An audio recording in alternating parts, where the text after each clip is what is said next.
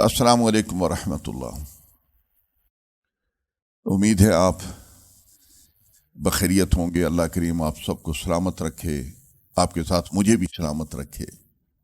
हमें हर वक्त अल्लाह की रहमत और उसकी तवज्जो की ज़रूरत है। अपने हर काम के लिए हम अल्लाह की मदद के तलबगार हैं, मोहताज हैं।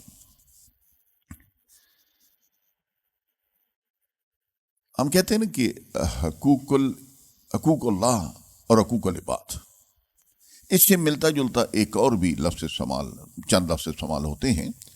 खालिक की मोहब्बत और मखलूक की मोहब्बत। देखिए, माँ से हम मोहब्बत करते हैं, बेटी से मोहब्बत होती है, बीवी से मोहब्बत होती है, अपने उस्ताद से मोहब्बत होती है। लफ्ज़ सब के लिए मोहब्बत इस्तेमाल हो रहा है ना, लेकिन इन सब के साथ मोहब्बत की नोयत एक तरह की नहीं होती। हर मौका पर हर शख्सियत के को मद्देनजर रखते हुए मोहब्बत का स्टाइल, रुख मुख्तलिफ हो जाता है। जिस तरह इन सब रिश्तों से, सब ताल्लुकात से मोहब्बत एक तरह की नहीं होती, बऐन ही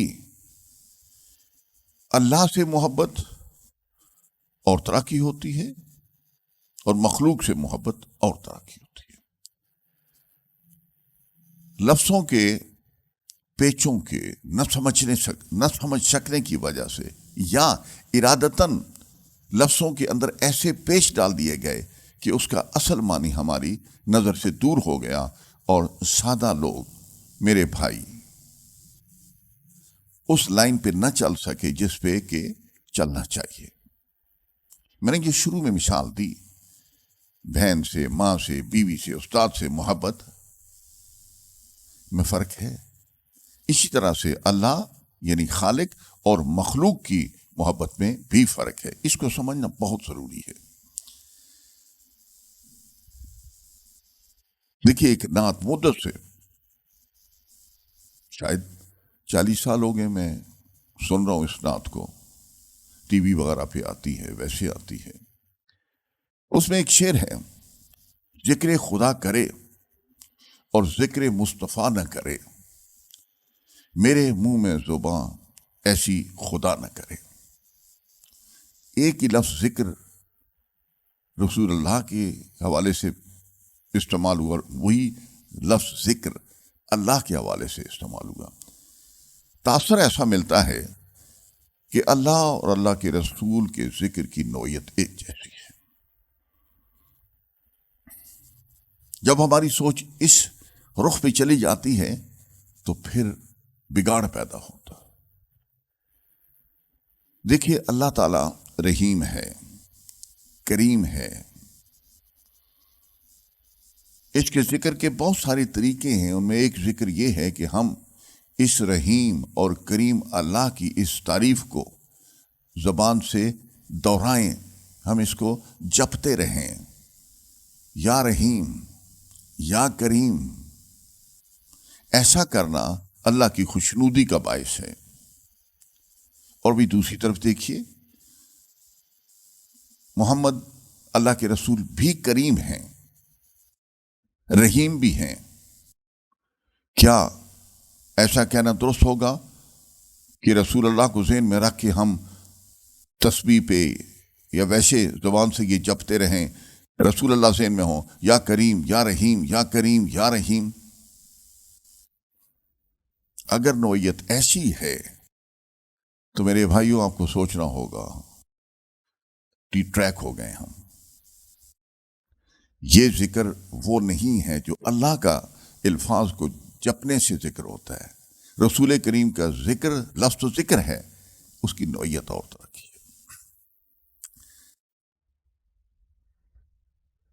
अल्फाज आप लुगत उठा के देखिए, कोई भी आप लफ्ज़ देख लें, उनके लुगत में 2, 3, 4, 5 मानी, मुख्तलिफ मानी मिलते हैं। मौका महल के मुताबिक वो मानी इस्तेमाल होता है जो उस मौके से मुनासबत रखता है।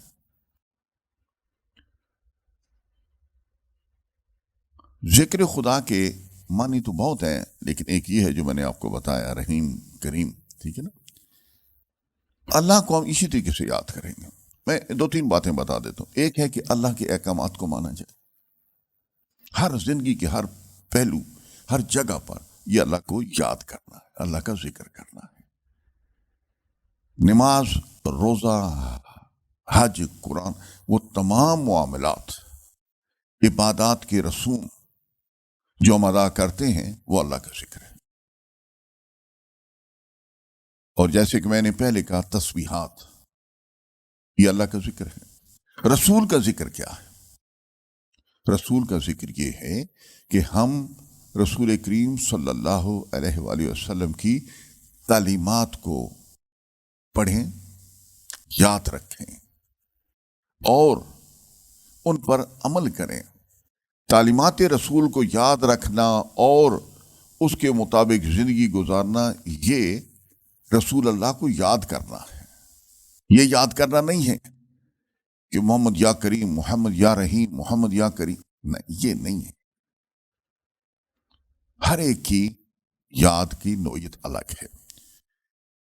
اس موضوع پر جو میں ابھی بول رہا ہوں، گفتگو کرنے کی ضرورت اس لیے محسوس ہوتی ہے کہ باوجود خلوص کے ہم محبت کے باوجود اللہ سے، اللہ کے رسول سے ایک ایسی خطرناک غلطی کر جاتے ہیں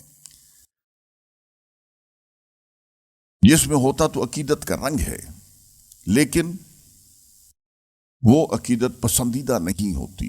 اللہ خالق ہے، اس کے بعد جتنے ہیں رسول کریم صلی اللہ علیہ وسلم سے لے کر تمام انبیاء، تمام ہر چیز اللہ کی مخلوق ہے۔ خالق اور مخلوق کا فرق اتنا واضح ہے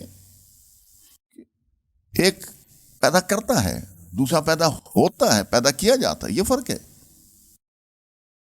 دیکھیے، عیسائیوں نے عقیدت میں عیسیٰ علیہ السلام کو خدا کا بیٹا کہہ دیا۔ یہ اتنا بڑا جرم ہے کہ اس سے پہاڑ ڈل جائیں۔ اللہ اس سے اتنا خفا ہوتے ہیں کہ پہاڑ ڈل جائے، زمین ڈل جائے، ہر چیز تباہ ہو جائے۔ یہ اتنا بڑا لفظ، اور عیسائیوں نے یہ لفظ کہہ کے اس پہ جم گئے۔ یہ کہنا کہ نہیں، ہم جب اس کو بیٹا کہتے ہیں تو ہمارا مقصد یہ اللہ کی پیدائش نہیں ہے اللہ سے، اس سے یہ چیز جسٹیفائی نہیں ہوتی۔ بیٹے کا لفظ جب استعمال ہوگا تو اس کا معنی بیٹا ہی ہوگا جو اس کے صلب سے پیدا ہوتا ہے۔ یہ عقیدت کے کرشمے ہیں۔ یہودیوں نے، ان کے ایک گروہ نے عزیر علیہ السلام کے بارے میں بھی یہی رویہ اپنایا، اور یہ جرم ناقابل معافی ہے۔ ہم مسلمان بھی کچھ اسی قسم کی غلط فہمی کا شکار ہوتے رہتے ہیں اور ہو رہے ہیں۔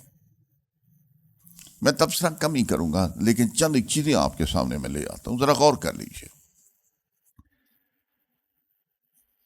اور یہ الفاظ کے غلط معنی ذہنوں میں کیسے آتے ہیں، اس کے کئی ذریعے ہیں، اور ایک بڑا ذریعہ اچھے اشعار، نعتوں کا نام دے کر خوش گلو اور خوش شکل نعت خوان موسیقی کے پس منظر کے ساتھ جب پیش کرتے ہیں تو انسانی ذہن متاثر ہو جاتا ہے، ان اشعار کو پسند کرنے لگتا ہے، اور پھر بتدریج وہ اشعار سوچوں کا حصہ بن جاتے ہیں، عقائد بن جاتے ہیں، ہوتے غلط ہیں۔ یہ حقیقت ہے، آپ اس کو مانیں نہ مانیں، یہ تو ہر ایک کا اس کا اپنا اختیار ہے۔ نعتیں لکھنے والے بہت سارے ایسے ہوتے ہیں جن کو صحیح عقائد کا کچھ پتہ ہی نہیں ہوتا، وہ الفاظ سے کھیلتے ہیں۔ میں چند ایک اشعار کے مصرے آپ کے سامنے لاتا ہوں، اس پہ آپ خود سوچ لیجیے۔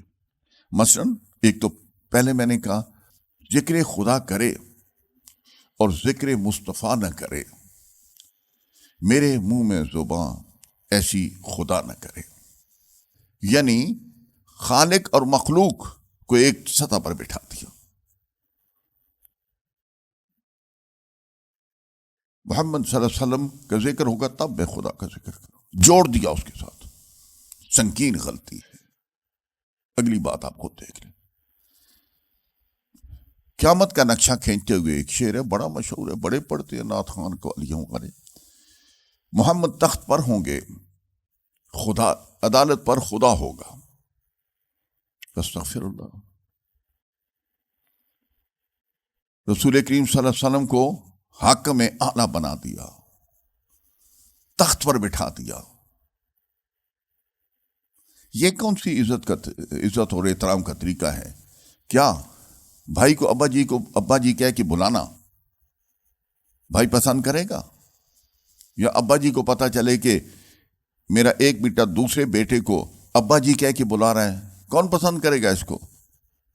نبی پاک صلی اللہ علیہ وسلم نے بڑا واضح فرمایا ہے، احادیث میں ملتا ہے کہ میرا جو مقام ہے مجھے وہاں رکھو. اس سے اوپر لے جانا وہی ہوگا عیسیٰ علیہ السلام والا بات ہوگا، اور نیچے لے جانا وہ حرکت ہوگی جو ایمان سے خارج کر دے گی. جو رسول اللہ نے بتایا اپنے بارے وہی چلنا ہے، اس سے اوپر نیچے نہیں جانا. ایک اور سنیں، شہباز کرے پرواز سے جانے حال دلاں دے. بڑی زبردست پڑھی جاتی ہے یہ گانا ہے یا جو بھی ہے. شہباز دلوں کے حال جانتا ہے؟ دلوں کے حال تو اللہ کے رسول نہیں جانتے. کسی کو شک ہے تو قرآن کو دیکھیں. غیب کا علم صرف اور صرف اللہ کی ذات کو ہے، اور کسی دوسرے کو اگر اللہ غیب کا علم دیتا ہے تو وہ وقتی طور پہ اس کو عطا کر دیتا ہے. اس کی مکمل طور پہ اس پہ کوئی اختیار نہیں ہوتا کسی دوسرے کا. یہ بعض اوقات میرے جیسے عام آدمی کو بھی غیب کی ایک بات پتہ چل جاتی کسی خواب کی وجہ سے، یا ایک جس کو عام طور پہ کہتے ہیں چھٹی حس، کبھی کبھی ٹیلی پیتھی کے ذریعے کبھی کبھی کوئی چیز پتہ چلتی ہے، لیکن وہ اتفاق سے. تو شہباز جانے حال دلاں دے. استغفر اللہ. ذرا یہ سنیے، وہی جو مستوی عرش تھا خدا ہو کر، اتر پڑا وہ مدینے میں مصطفیٰ ہو کر. یعنی مدینے میں ہیں تو مصطفیٰ ہیں، اور یہی اصلی عرش پہ ہوں تو یہ خدا ہیں. مجھے بتا تو صحیح اور کافری کیا ہے. اللہ رسول کو ایک کر دیا. ایک اور شعر سنیے، ساری خدائی کے نگہباں حضور ہیں. ساری خدائی کے نگہباں حضور ہیں، جہاں خدا ہے وہاں حضور ہیں. استغفر اللہ. مجھے اس کے پہ تبصرے کی ضرورت ہی کوئی نہیں. آپ دیکھ لیجئے کہ مخلوق کی محبت اور خدا کی محبت میں فرق نہ کرنے سے کیا گول کھیلے. روایات میں الجھایا گیا ہوں، قصوں میں پھنسایا گیا ہوں. سادہ لوگ مسلمان محبت کے جھانسے میں آ کے محبت کے نام پہ اللہ اور اللہ کے رسول سے اور دیگر اولیاء کرام کے سے محبت کے حوالے سے دھوکے کھا جاتے ہیں. یہ جو شیطان ہے نا، اس نے ہمارے اماں اور ابا آدم علیہ السلام اور اماں حوا کو اللہ کی قسم کھا کے گمراہ کیا تھا. شیطان کا طریقہ یہ ہے کہ مجھے کہنے دیں، ناراض نہ ہو، شیطان کی سنت یہ ہے کہ خدا کے نام پر وہ دھوکہ دیتا ہے، اور نیک لوگوں کی سنت یہ ہے کہ خدا کا نام آ جائے تو اس پہ دھوکہ کھا جاتے ہیں. اللہ ہمیں اس سے محفوظ رکھے، آپ سب کو سلامت رکھے، ہماری سب کی سوچ اچھی کر دے. ہمیں اللہ کے ہاں اکیلے اکیلے جواب دینا ہے، کوئی کسی کا وہاں پہ کوئی کام نہیں آ سکے گا. اپنی سوچ کو ٹھیک کر لیجئے. اللہ آپ کی سوچ ٹھیک کرے، میری سوچ کو ٹھیک کرے.